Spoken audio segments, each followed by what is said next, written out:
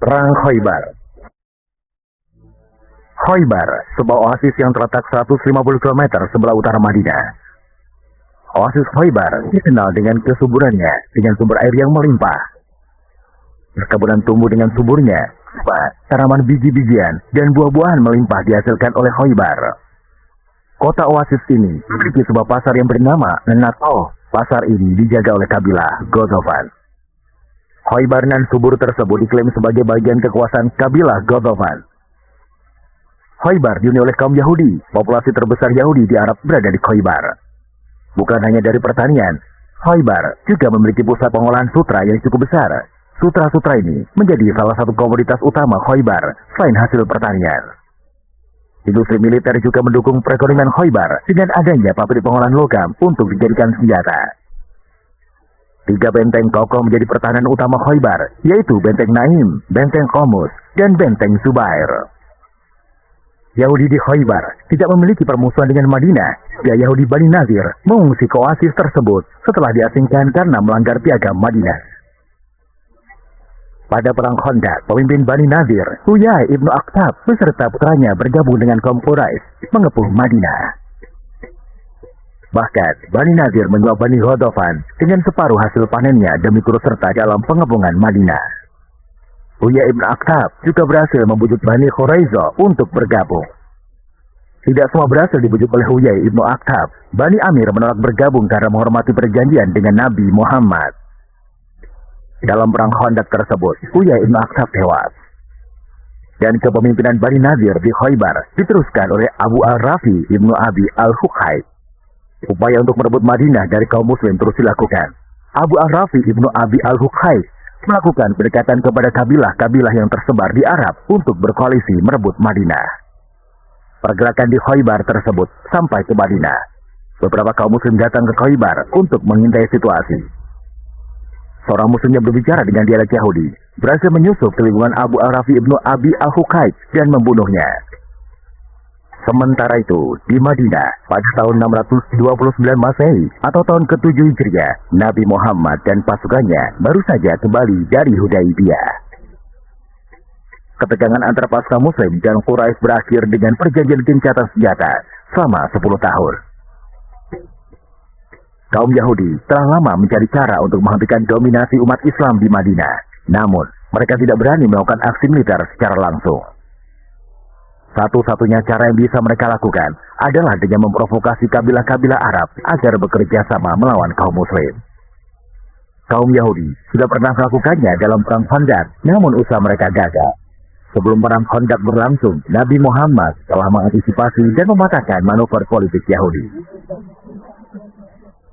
Dan sekarang, dengan dukungan Bani Ghodofan, kaum Yahudi Khoibar setidaknya 14.000 pasukan untuk menyerbu Madinah. Sebulan setelah perjanjian Hudaybiyah, Nabi Muhammad yang melihat ancaman dari Khoibar segera mengambil keputusan. Kaum muslim akan mengambil inisiatif menyerbu Khoibar terlebih dahulu sebelum mereka datang ke Madinah. Nabi Muhammad sengaja mendatangi jantung kekuasaan musuh untuk memberi pesan kepada Yahudi siapa sebenarnya yang mereka hadapi. Kontingen pasukan muslim yang berangkat ke Khoibar sekitar 1.600 hingga 200-an kavaleri. Nabi Muhammad hanya membawa mereka yang turut serta di Hudaybiyah. Nabi Muhammad memberikan pesan penting pada pasukannya bahwa mereka dilarang mengambil poin atau rampasan perang. Bukan ekspedisi yang mudah, pasukan muslim harus bergantian menaiki unta yang tersedia. Sebagian lainnya harus berjalan kaki. Kontingen pasukan muslim sampai di pinggiran Khoibar pada malam hari. Tepatnya di lembah Raji yang memisahkan Khoibar dengan markas kabilah Ghodofan. Dan pagi harinya, penghuni Khoibar dikejutkan dengan kedatangan kontingen pasukan Muslim. Yahudi di Khoibar sekarang memiliki pertahanan dengan kekuatan mencapai 10.000 pasukan. Kekuatan tersebut masih menunjukkan dukungan 4.000 pasukan kabilah Ghodofan yang terdiri dari infanteri maupun kavaleri. Nabi Muhammad menempatkan pasukan di lembah Al-Raji, tepat di tengah-tengah antara posisi Ghodofan dan Khoibar.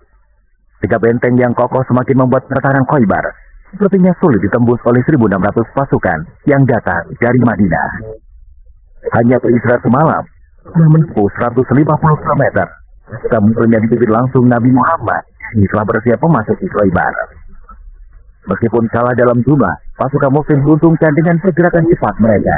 Mencapai Khaybar tanpa dugaan melibatkan kaum Yahudi, tidak sempat mengkoordinasikan pasukannya. Terdesak dalam pertempuran terbuka, pasukan Yahudi terpaksa bertahan di dalam benteng-benteng mereka. Bukan hanya pasukan, semua wanita dan anak-anak juga bersembunyi di dalam benteng. Pertempuran terbuka jarak dekat kini berubah menjadi saling serang menggunakan anak panah. Baik Yahudi maupun Muslim masih siap pengomongan jangka panjang. Karena itu, pasukan Muslim melancarkan serangan silat.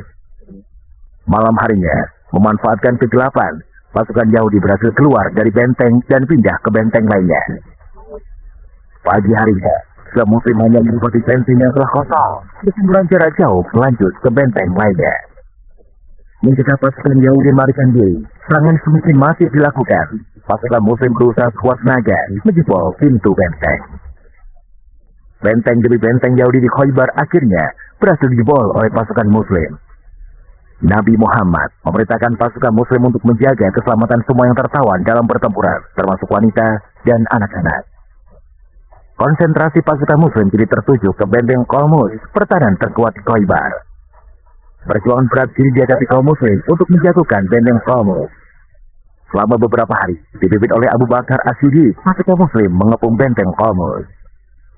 Abu Bakar As-Siddiq gagal menjebol Qamus. Pemimpin serangan dialihkan ke Umar bin Khattab. Terkepung di dalam benteng, namun kaum Yahudi masih mampu bertahan. Lihat benteng Qamus yang tidak kunjung dijatuhkan, Nabi Muhammad memerintahkan Khalid bin Abi Thalib mengambil alih pimpinan serangan. Ketika Ali bin Abi Thalib mendekati benteng, salah satu pemimpin Yahudi menyambutnya. Duel dua panglima tersebut berlangsung dengan sejuknya.